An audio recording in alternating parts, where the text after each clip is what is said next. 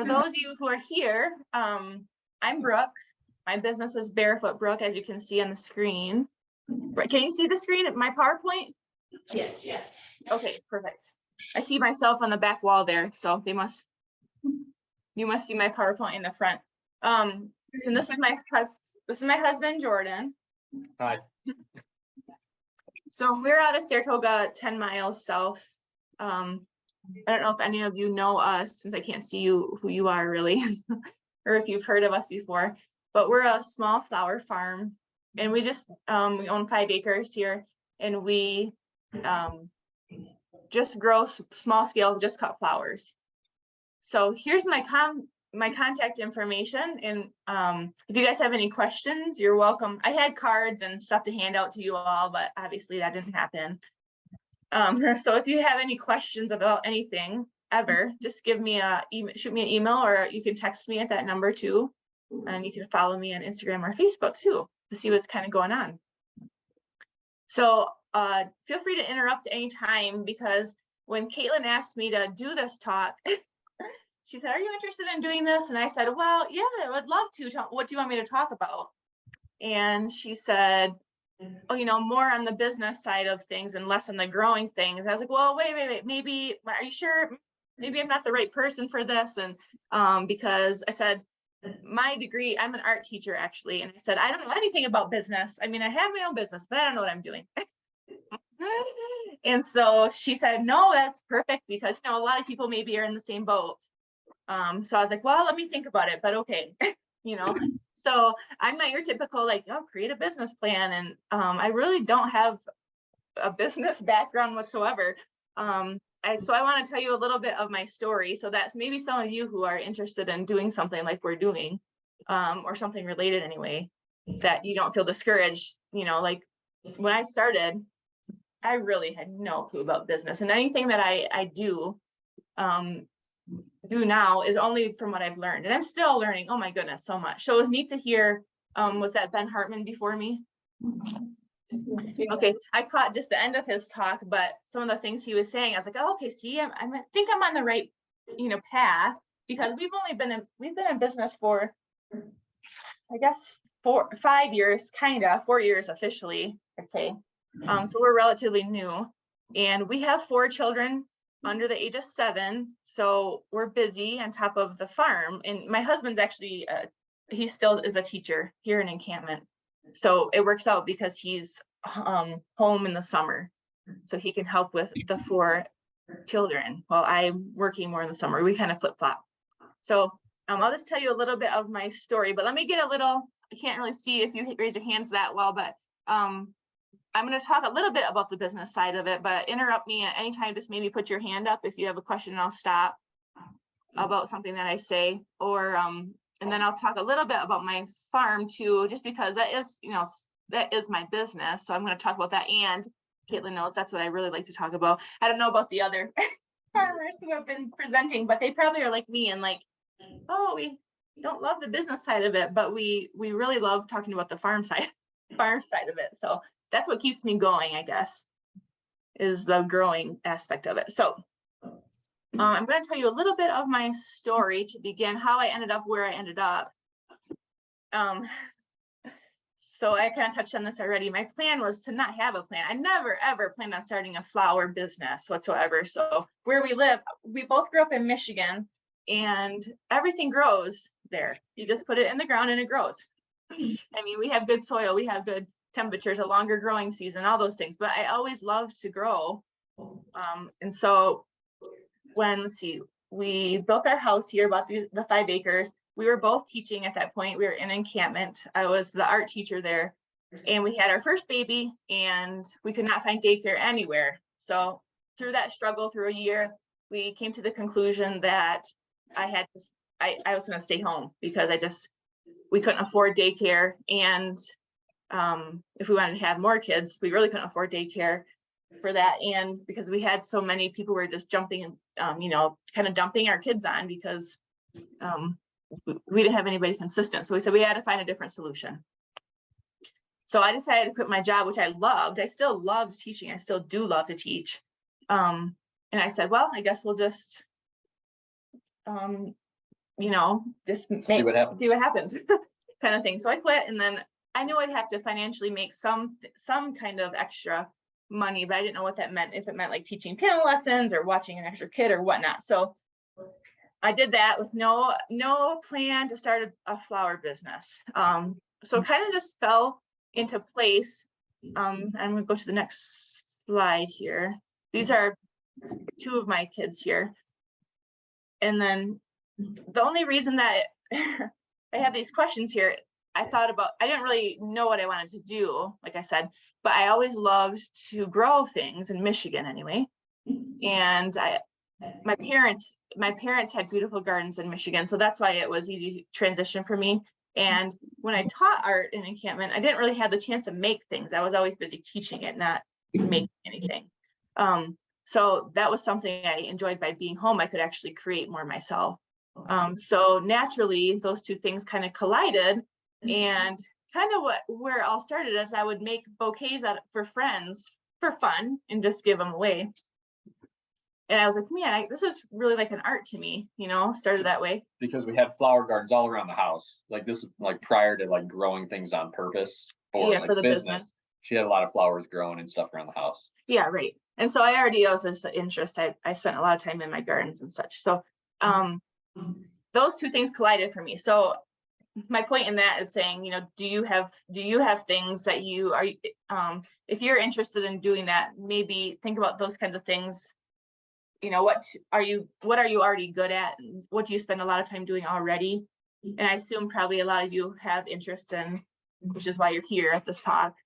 How many of you are interested in doing some like cut flowers specifically, or just agriculture? Okay, cut flowers specifically. Okay, and then is it more like the business side of it that you have questions about, or more about the growing side of it? Getting started. Okay, like what the first steps are, business and growing, or both? All of the above. Okay. So anything I say will be helpful, maybe, as far as that goes. Okay, oops.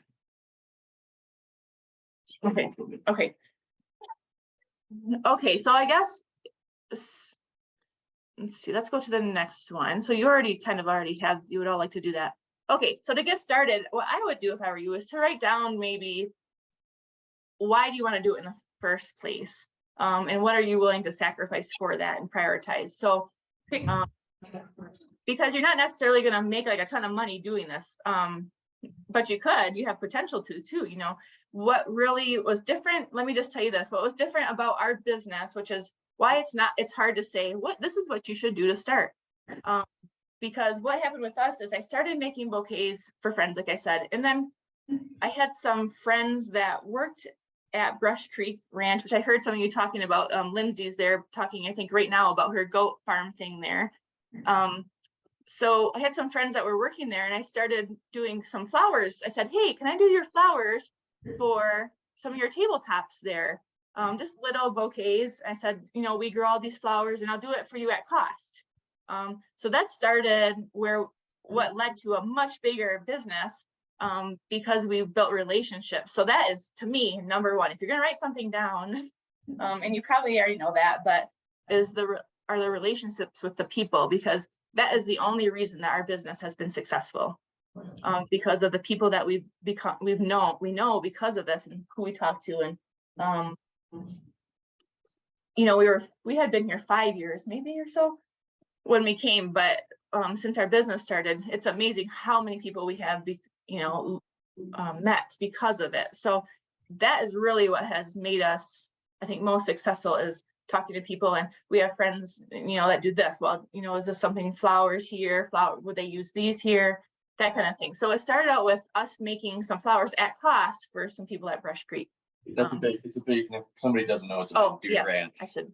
Sorry, I should explain that. They're a guest ranch close by here that they usually have fresh flowers. So if you think about wherever you guys are at, you could think about somebody around the area, even restaurants. Like we do flower subscriptions for restaurants in town, Saratoga, where we'll rotate their flowers every week for them. Not large ones, but small ones. So even if you want to start small, like in your backyard, if you don't have land, if you just have a little backyard, you could just start with something really small because there's going to be two things that you're going to need to learn separate, in my opinion. How to grow things is one, and then how to design things, which to me, most people, so I've heard, they don't do both. So you don't usually have time to grow and to design. And if you do decide to do both, like we did, one, he is 100% works all summer, and we have some employees. And then to design. So I do a lot of the design and he does a lot of the growing, and I love to grow just as much, but we can't do both.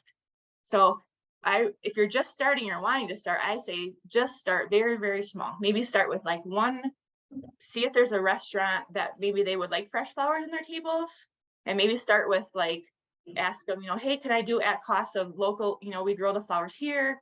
And then what we do is we rotate them for them every week. It's a service for them.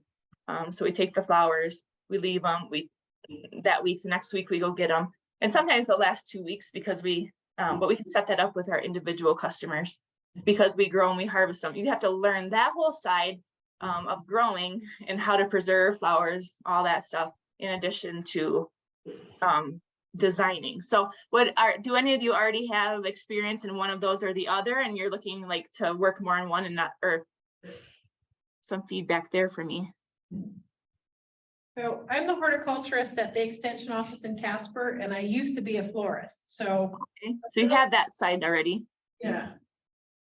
And if you're that brings up another topic. If you're not, I didn't have any training in how to be a florist, but I could say that, but I had a whole college of how to be an artist, training in, color theory and design and all that stuff. And I think about all of that when I'm making stuff. So if you're artistic, even if you didn't go to school for it, if you have like a good eye or artistic, that doesn't mean if you're not trained as a florist or whatnot, that didn't stop me. It was definitely something that I wasn't confident with at first.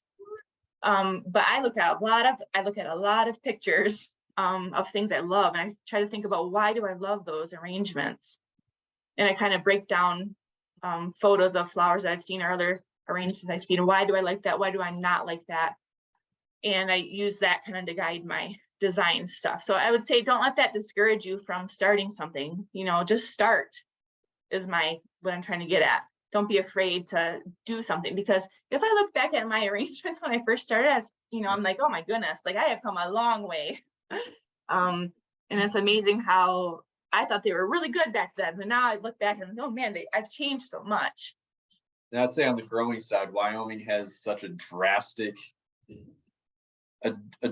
variety of growing conditions around the whole state. So our successes and struggles with growing things could be drastically different from somebody that's, even just an hour from here. So different parts of the state.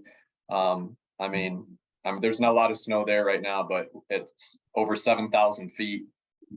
There's almost like there's hardly any literature that exists for like the high altitude mountains of the Rockies, and even growing here compared to Laramie, there's a drastic difference from people that we know that have lived in Laramie and then also lived here in the Platte Valley. They've described a drastic difference of growing things just from here to there. And that's, an 80-mile difference just on the other side of the mountain. And with that, I've read a lot of stuff. Like that's how we learn a lot of the stuff we do, is we read a lot of stuff. And guess what? Half of it still doesn't work. Yeah. So that's why, if somebody asks me a question, I'll give you an answer. That doesn't mean it's going to work, especially for where you live. So that's why I say just start, and you'll learn as you go, and you're going to figure things out. Like, yeah, okay, this works, this doesn't. Keep a journal. That's helpful. I don't do that, but I wish I did every year. Ask my husband. Because I say, I thought I would remember this, and then, oh shoot, what kind of flower was that did that, and blah blah blah. So you can learn faster that way. I obviously haven't learned my lesson myself, but so that's the hardest thing for me was I didn't feel like I knew enough to start. But I did. When I started, I was like, okay, now I can do this. I enjoy it, as long as you're not under pressure to maybe like financially make money for it. So it was a hobby for me to start. So if you have that luxury, that's really great, because then you can learn without pressure and see if you really want to get into it more. And so it ended up just being more of an organic thing for us, and maybe it would for you and maybe not, but you can, as you go, you can figure that out. Does anybody have questions about that or anything so far? Somebody else had a comment about where she's at, where you're gonna get, how you are getting into the business, what level. Oh, I'm at level 0. Oh, okay. That's it. So wait, what was your question about? Oh, well, I'm the only one that really commented on where I'm at with things. Oh, And I thought she was gonna say something, but she said she's at level 0. so kind of what I just said, like, don't be afraid, just start. Is Yeah. that, okay, Just Yeah. start small. Start and small, yeah. small. At least for us, where we live right here, starting small and actually to an extent keeping small is super important, just because of how much work it takes us to manage what we grow here at our microclimate.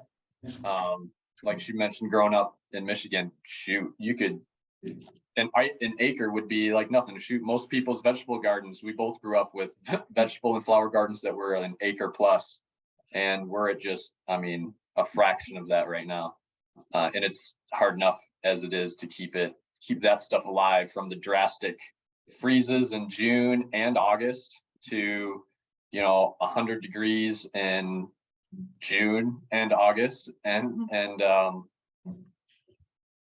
yeah, whether it's bugs, whether it's water, whether it's irrigation, whether it's wind, those are things that like the books don't always tell you. so if you start, The drastic differences. So if it's small, you can actually manage it yes. and find out And also I should say what too, worked at your house. when I first started, I didn't use everything that like some of these pictures I'm showing you, like we never grow roses, like that picture you're seeing now, that's something that I order in. So I should mention that. When I first started, I used almost all stuff that I ordered in. And I actually started by ordering stuff from Sam's Club because it was cheap. And I practiced that way. And then I supplemented with my own stuff that I grew. And so after we started, I discovered a few things. One, by getting flowers ordered in wholesale. So now I order from Denver most of the time when I have a wedding or something where they request roses and such. But my goal is and was to grow 100% of my own blooms for a couple of reasons.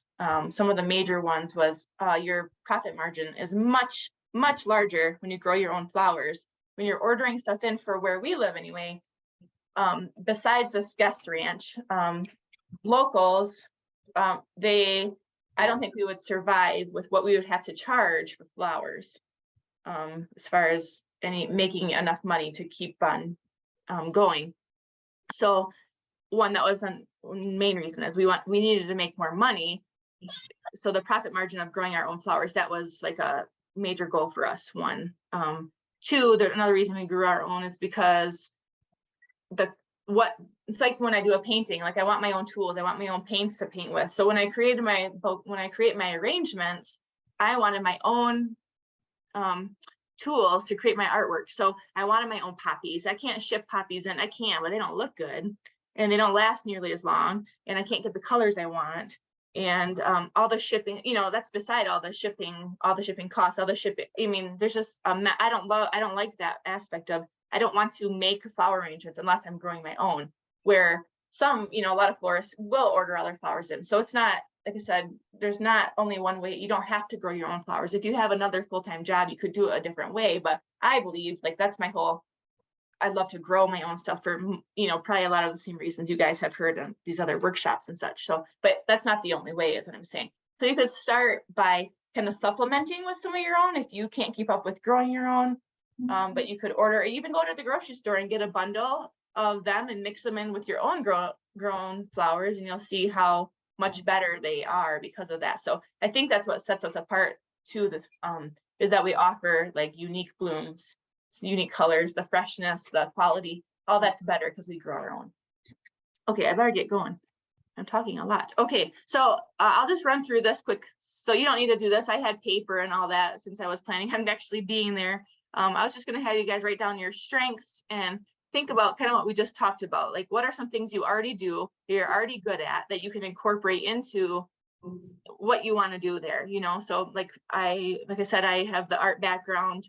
And I love to grow. So if you guys kind of have that similar thing, then that's it. Just start. Don't be afraid to start and focus on those strengths, I'd say. And like me, I'm terrible at business, or I'm terrible at like the accounting side of it. So I hire someone to do that. And my husband's very helpful with that kind of stuff. 'Cause I'm not good at that. I'm just not.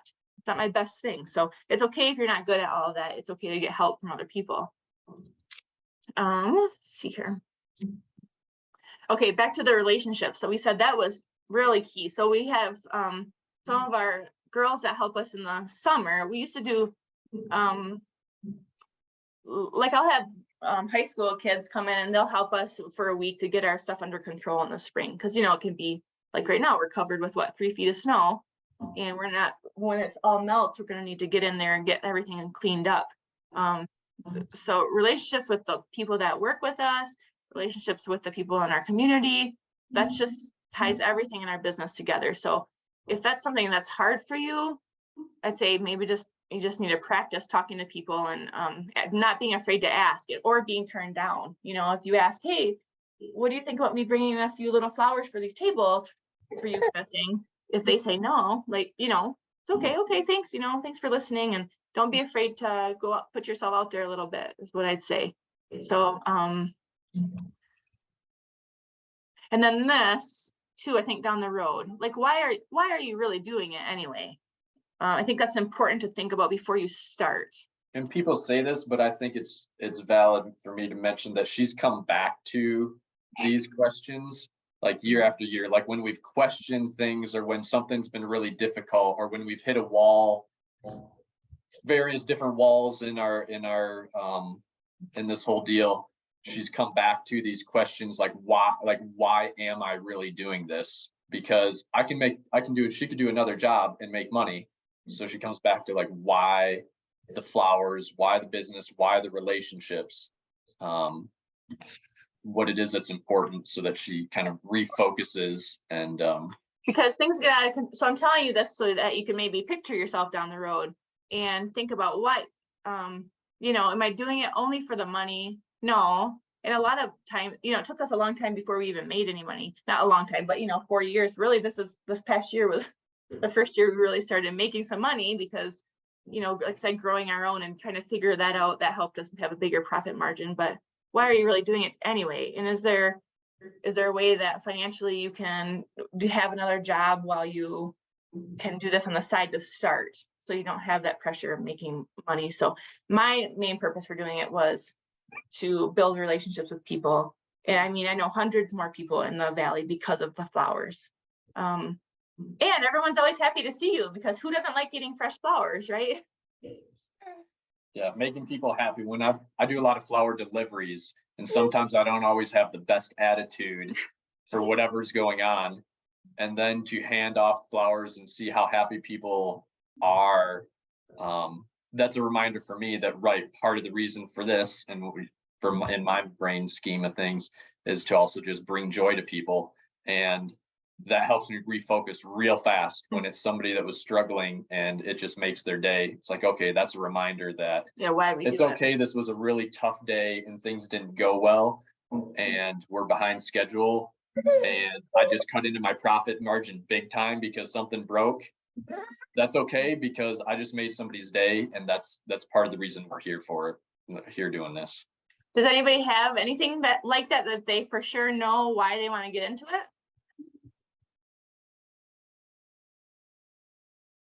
No responses. Okay, well, just think about that, because I think that's like why you would keep going. Like in 2 years, if it's tough for you and you're having a hard time, like that, if you can come back, you can come back to your answer to that question. I think it keep you going. I may have jumped the gun. Did you? Well, I was just gonna say, like, I would like to have a pollinator garden and have a pollinator byway that they, you know, stopping place. But if I could have some offset, that would be nice too. Are you Like, I'm gonna do it either way, but to have a little bit of cost offset to trying to have it. Yeah.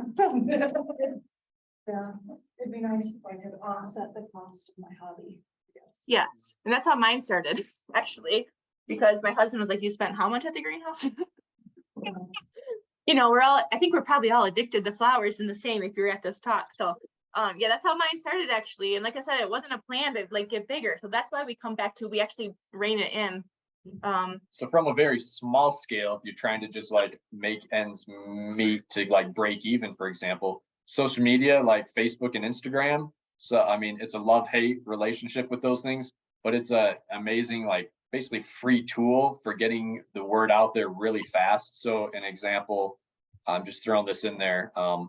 If it's not even something that you're planning to do full-time, flowers, all this, if you were to even just post things online that's like, hey, for the next 3 weeks, or currently I have these bouquets Available, or yep. these bunches of flowers are available. Here's a price tag. Meet me here. Somebody send me a direct message or meet me at this park and I'll have some stuff. And then it's not where you are tying yourself down to, I'm here every week, all this time, when all you're trying to do is like cover your costs and not go into this as a full time. So that'd be an example of what you've done. Like when she's had extra things, she's been able to post things online and it reaches a much larger network of people really quickly. So are the rest of you, are you kind of more on the side of what she just said, or are you more want to do on a bigger scale? Funding a hobby. Same?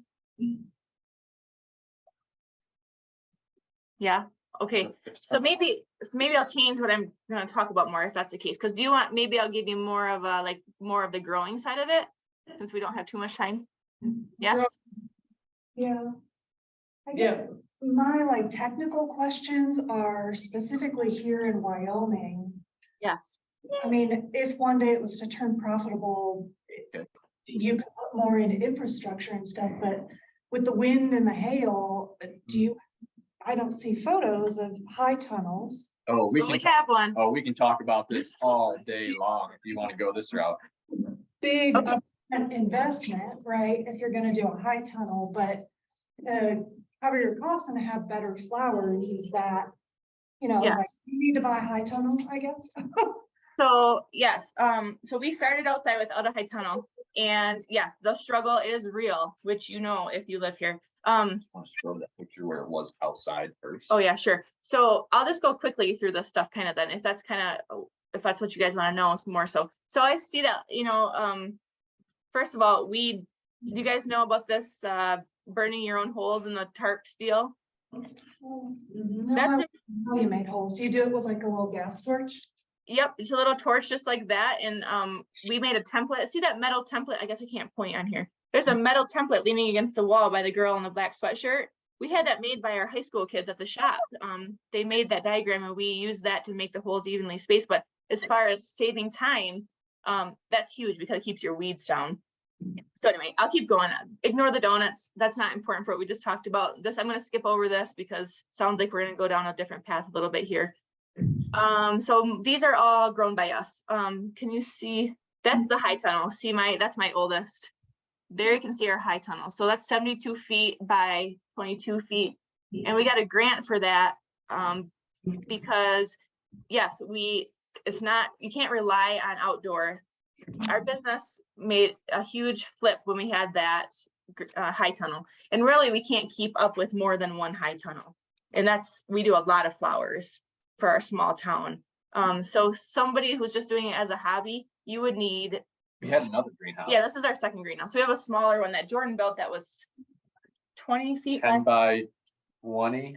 And it was plexiglass, Corrugated polycarbonate, yes. And what I think a lot of people don't understand about a greenhouse is that one like a polycarbonate one is great for wind protection, which is very important here. But it's not, you got to have a double layer. So I don't know how much you guys know about the greenhouse stuff, but a lot of my friends here, I know they say, oh, we want to buy a little greenhouse. So they do, like the ones that are already made, but if they're not heated or don't have a double layer, because our high tunnel there has 2 layers and we have a squirrel fan that blows air between it. So that's what keeps it insulated. We also have a propane heater in there, like it's on now. We just planted our seedlings last weekend and they're starting to come up. But you know, it's really cold outside still, so it's necessary because we don't have a long enough growing season here without a high tunnel that has heat. So if you just buy one of those like greenhouses that are already made, they don't work. You got to build your second wall inside. Unless, I mean, if you live where we live, if you live somewhere that's more mild, maybe you can get away with like a space heater inside through the cold nights. But our little greenhouse that's not double walled hits the same temperature at night as it is outside. It's not any warmer inside. So if you're just looking for hobby, that's something important to remember. If you buy a greenhouse or a small greenhouse, it has to be double walled or have some source of heat for where we live. And at the same time, a source of cooling it down. Yes, that too. Because you can hit low teens, you can hit 10 degrees at night. And if it's not vented well, on a 35-degree day, you can get over 100 plus 115 degrees inside. So that's a whole nother animal as a hobby. You need to learn how to grow stuff outside in addition to in a greenhouse, and it's like a whole different animal. I mean, how many do you have a little greenhouse now? Anybody? Okay. Are yours double walled or just single? Glass and double ceiling. Okay. And so do you guys have heat in there at night or not? No heat. And because if you have heat, you could probably plant now. I don't know where you guys live exactly, but do you have stuff planted already right now? Nope. Okay, so like we just planted ours, last week, and with heat, everything will be blooming in 2 to 2.5 months already. We hope. Well, that's how it usually goes. Yeah, I should say. So this is our outside garden, and just see how one of them, we have about, I don't know, 5 like this. But that keeps the weed barrier, helps us keep up. So if you want something smaller, the weed barrier might not be necessary if you can keep up with it. So this is one of my first bouquets that we've done these are all ones that we have grown ourselves. So that's pretty special when we were able to do that. It's a big deal. And then that's a whole another side of the business, is how to preserve. Every flower has a different, like poppies, for example. I burn every single poppy that we pick, the ends with a torch.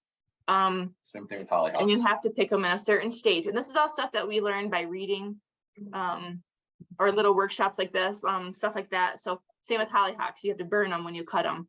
They have a syrup that comes down. And so every single flower has something like that is helpful. Like snapdragons, you pick it when the first 2 buds have opened up on the bottom for them to keep flowering.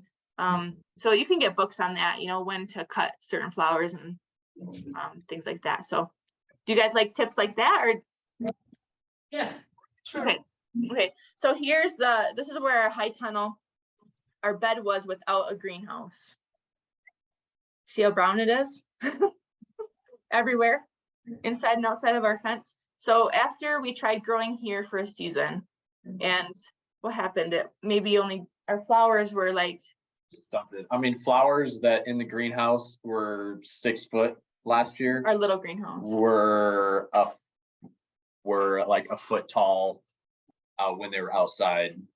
So, and I don't necessarily think that's because of the temperature, more maybe the wind, honestly, because of where we live. So the stuff in our greenhouse, big greenhouse compared to our outdoors, is 3 to 4 times bigger, I'd say. So if you don't have one, yes, I'd recommend that is definitely an investment. The soil here. So in most other states in the example, Midwest, any soil around has so much organic content to it that it's great soil and it's going to grow stuff for a long time because it can sustain it. Unless it's a farm field that's been farmed over and over and over. Our soil here is like barely hanging on. So when people talk about, oh, our soil's great, it grows things really well, there's a lot of nutrients, at least right here where we are in sagebrush country, it does for like a year, and then it's like nutritionally depleted because it can't sustain, like it sustains the native plants that are here, the native grasses, the sagebrushes, and the other wildflowers and forbs. But when you go to high output flowers, it can't hold on. So we've had to do a ton of soil mending. And what Ben Hartman was saying too, it touched on some things that I strongly recommend. So if you aren't already doing some of the things, I would research some of these topics I'm about to say. So compost tea, I would definitely look into compost tea for your soil, a worm farm, a small worm farm. And then we originally started by tilling everything, and now we don't till anything. And that's what he was saying, because it messes with all your microbes. And it's amazing. It's hard to change when you're used to tilling something, and then you hear all the benefits of not tilling. You're like, man, we've always tilled.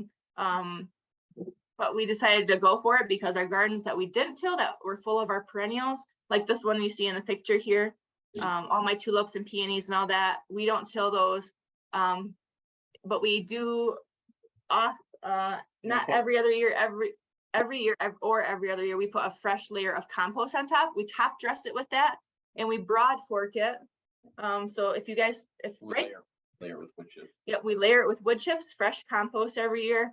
And then it's amazing what the soil does as far as, it's just a huge difference. How you don't, like he said, don't pull out your old plants. We leave after they're done, we cut them down, we don't pull them out. We let the roots break up our soil because our soil is so hard here.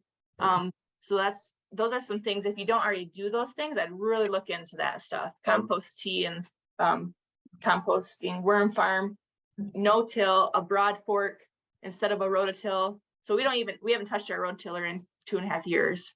For wind, if the cost of a large greenhouse is inhibited, because it can be, because they are expensive to start with, and then they also don't tell you the other costs that come with it, like all the electrical. I did all the electrical for ours and all the gas, which saved us a lot of money, but I still spent a lot of money that wasn't in the budget because I didn't fully grasp that wasn't part of the greenhouse quote. And then running your heat, right now we probably spend $500. I have no idea. Probably every 2 weeks on heating our greenhouse. So when a greenhouse is like, I just can't do that, and even doing a small one, I can't do that. Fences in the right places or on both sides of the garden, because here we get east winds and west winds, and they can be Mach 10 from both directions. So we often have fences on both sides, but that can be a problem too. Like the way wood cost has gone up, just building a 6-foot fence, because we have to have a 6-foot fence for the deer. We tried different things, and so we got to run a 6-foot fence year round. But what you can see in that picture on the right, that's this, I forget what it's called, but it's basically what they put on tennis courts. Yeah, you get it on Amazon for about $40 or $50 for, I don't remember the length, but that's great for breaking down the wind. It's just called like a windbreak. It's super light. You can order it in. You can put it up on some posts, and that's an option for a windbreak as well. Okay, so I better talk fast. This is how we do our tulip beds. These are all my neighbors. So we said, hey, tulip party. That was the point of my donuts. I bribe them with donuts and soup, and they come over and help me plant thousands and thousands of tulips. So if you can buy them in bulk like that, it's great. If you could do troughs like this and then plant them in that way, it's pretty nice setup. Okay, so here's where we do all of this. Kind of blurry, but here's where we do it, just in our garage. We started in my small art studio in my house, moved to my mud room, which was where I do all my laundry, and then we had to move out to my garage. So we no longer have a place to park our vehicles, but this is where we make everything, and we're still pretty tight in here, but we want to keep it small, so we decided not to expand by building a shed or such. But that's where we do all the work in there. Question. Yes. So I was just gonna say that with the troughs, do you not consider that no-till, or because you're top dressing compost, you're laying it down? And so that's a good question. This was, how many years ago was this? This was before we did the no-till, and this was all mostly soil that we brought in. So what's underneath of there is more our original, and we put a lot of money into our soil because that's, to me, where we live is the most important thing. Our soil is, I wouldn't even call it soil here. It's more like dust and sand. We're going to be on the 3rd year of these tulips that were planted there. Yeah, so I don't growing. So I don't plant them. I don't plant them every year. This is not last fall. So I have so many in there that I leave some, because depending on our spring, as you guys all know, if there's too much snow or there's not enough snow and then it heats up, what do your tulips do? They start to come up and then they start to bloom and then they die because Like- it snows 6 inches. Like last year, this stuff would have been already been like popping out of the ground because we had like this week, we're gonna have some warm days.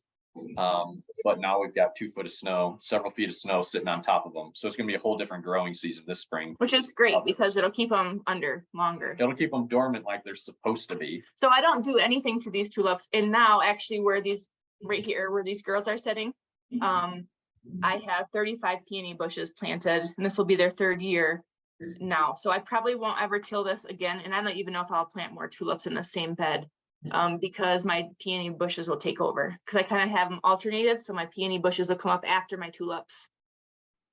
So. Okay, so here's the little greenhouse. So if you're thinking like a hobby, this is a great size for a hobby, just to cover your cost kind of thing, like you said. And see the second frame that we built on the inside?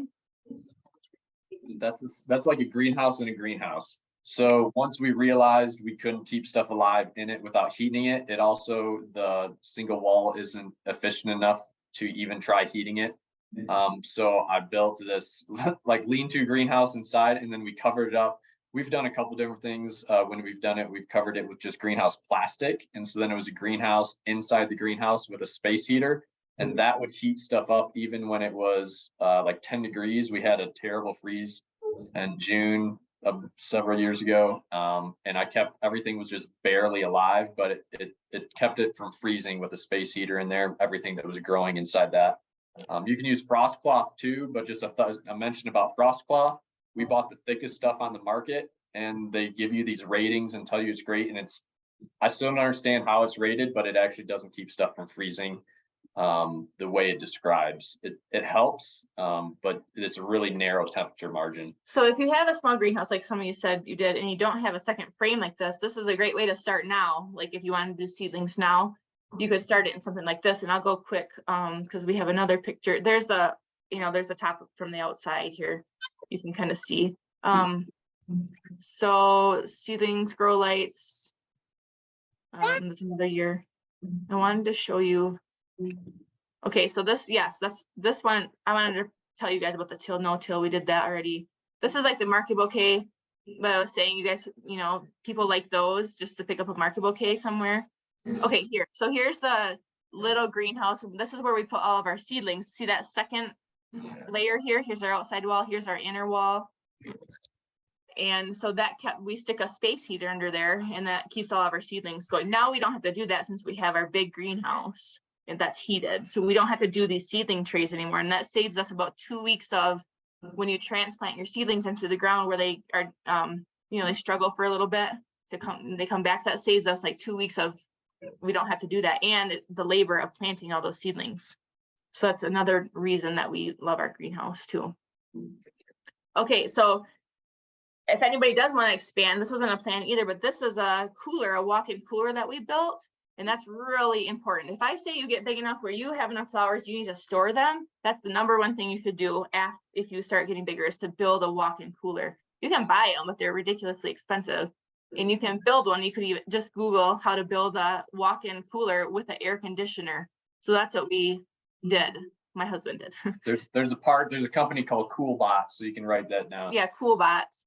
Or if you have anyone in the family that wants to make a great cooler for storing meat for hunting, or if they're like farming and need to do things, you can do. This is all. Talk them into building one if it means they can. Although I don't ever let him hang his meat in there. This is a discussion for another time. But this Coolbot company has a controller that you make a few modifications to the air conditioner and it overrides it, and it can bring our cooler down to 34 degrees with just an air conditioner instead of buying a cooling unit, which would cost thousands of dollars more instead of my couple $100 air conditioner. So this total cost us, I think, around $1,000 with all the materials. This was, I don't know, 4 years ago that we did it, but it was so important to store our flowers that you're making. If you're even doing it for a hobby, you want to store them properly so that they're when you sell them, they are nice and fresh and such. So I'm not going to get into all that because you guys can look that stuff up, but that's really was helpful too. We couldn't survive without our cooler. So so the right side was before the greenhouse. See how small stuff is and didn't produce much at all. So then you saw the other pictures of after how big things were in the greenhouse. So I'm just going to go really quick through some more pictures of things that we've grown. Almost all this thing. If you see a rose, I never grow the roses.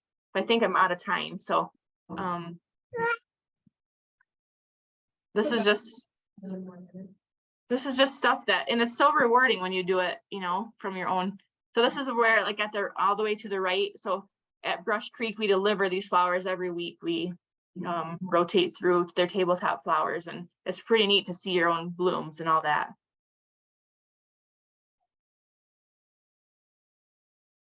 Oh, and this was one of my first wedding. We do weddings. I do weddings too. This was one of my first wedding where all those greens are not mine, but a lot of them are, that we did almost all. And the baby's breath, I personally do not like baby's breath, but some of my brides do. So I had to stick that in, but the rest of it is mostly stuff we grew. So that was pretty neat to have that much material in addition to our weekly flowers. That's pretty special. What do you grow for greens? So that's something that I really would like to get better at, but to me, I have a hard time wasting my space on greens and I could be growing flowers.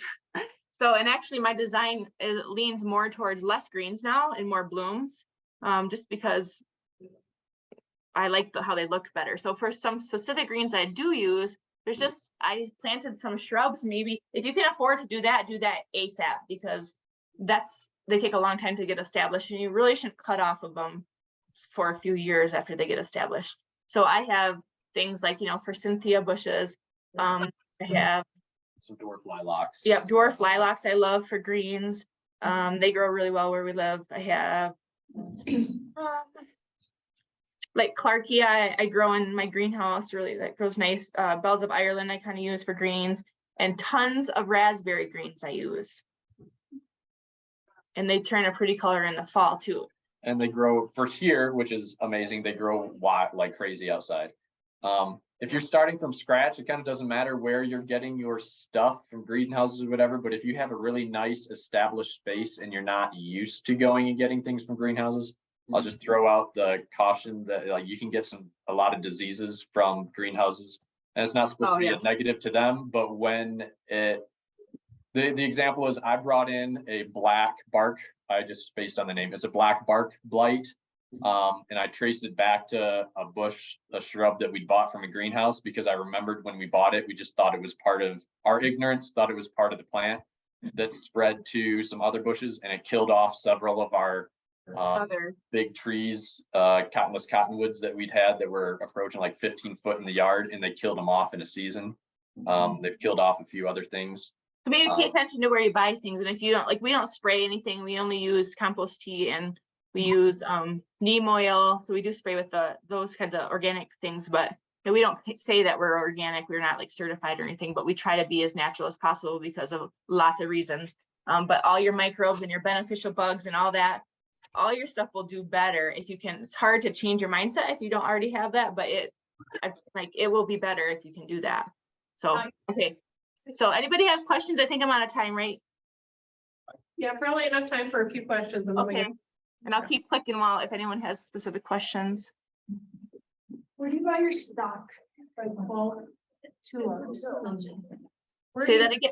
Where do you buy your bulk tulips and things like that? I can't even say the name, where it's the K Van Bergeveen. Does that sound familiar? And you know what? If you guys have questions specifically like that, email me, and I'm happy to tell you where I get stuff from. But I don't have something specific that I always stick to. I kind of go back and forth, and one to the also, next. Oh, Caitlin's bringing in the next crowd. Okay.